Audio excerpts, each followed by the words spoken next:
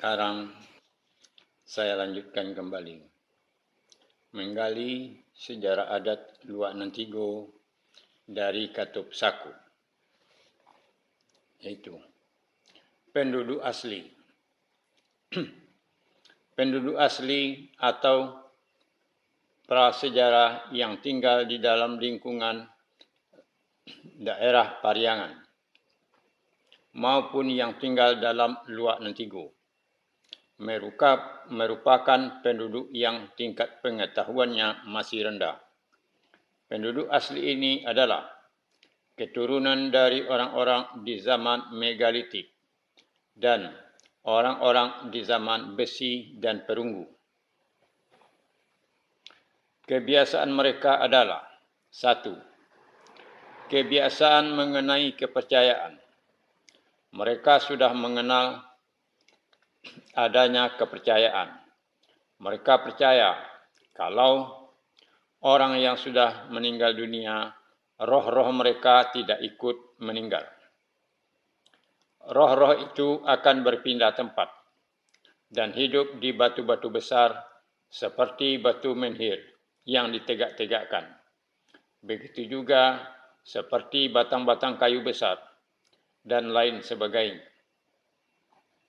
Mereka menyembah batu-batu besar dan batang kayu besar itu sebagai penjelmaan dari roh-roh nenek moyang mereka, yang lebih dikenal dengan sebutan kepercayaan animisme. 2. Kebiasaan bertani. Sebagian dari mereka sudah mengenal bercocok tanam dengan cara berpindah tempat. Mereka hanya mengandalkan kesuburan tanah. Kalau tanah itu dianggapnya tidak subur lagi, mereka mencari tanah atau membuka lahan baru untuk ditanami.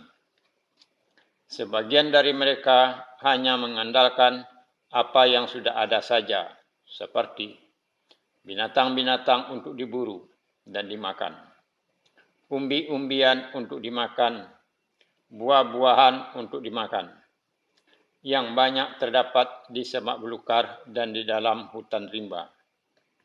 3. Kebiasaan hidup berkelompok. Penduduk asli di daerah Pariangan dan di daerah Luak Nantigo belum begitu banyak.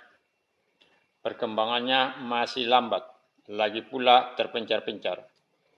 Untuk menjalani kehidupan ini, mereka suka hidup secara berkelompok dengan keluarganya dan berpindah-pindah tempat.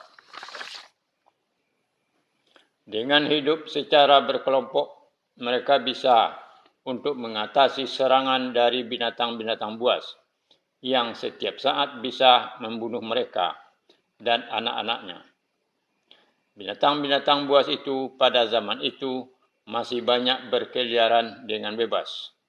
Dengan hidup secara berkelompok itu, mereka lebih mudah bersatu untuk mempertahankan diri mereka dari serangan orang-orang lain yang juga hidup secara berkelompok.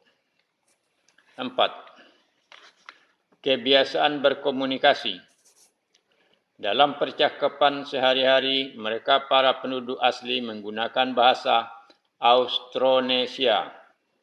Bahasa ini termasuk rumpun bahasa Melayu Polinesia. Kemudian, bahasa Austronesia dari rumpun bahasa Melayu Polinesia ini bertambah dan bercampur baur dengan bahasa Tamil dari daratan Tanah Besar atau Pakistan dan India sekarang, yang dibawa oleh Raja Sri Maharajodirajo bersama dengan para orang serombongannya ke daerah Pariangan itu, lebih kurang 1,5 abad sebelum tahun Masehi. Bahasa Tamil itu antara lain adalah seperti kata Marapulai, Mahligai, Walam, Kanji, Dahaga, Cemeti, Kelereng, Badai, Jodoh, Kolam, Belenggu, Gudang, Suasa, tembaga, peti, niaga, bedil, kuli, kodi, talam, onde-onde, serabi, apam, dan masih banyak lagi.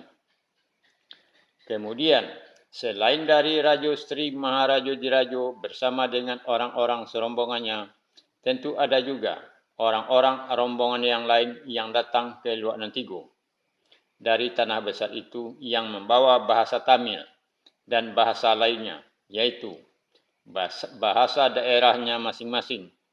Mereka datang melalui pesisir pantai bagian sebelah timur dari Pulau Pacu dan memudiki aliran batang-batang air.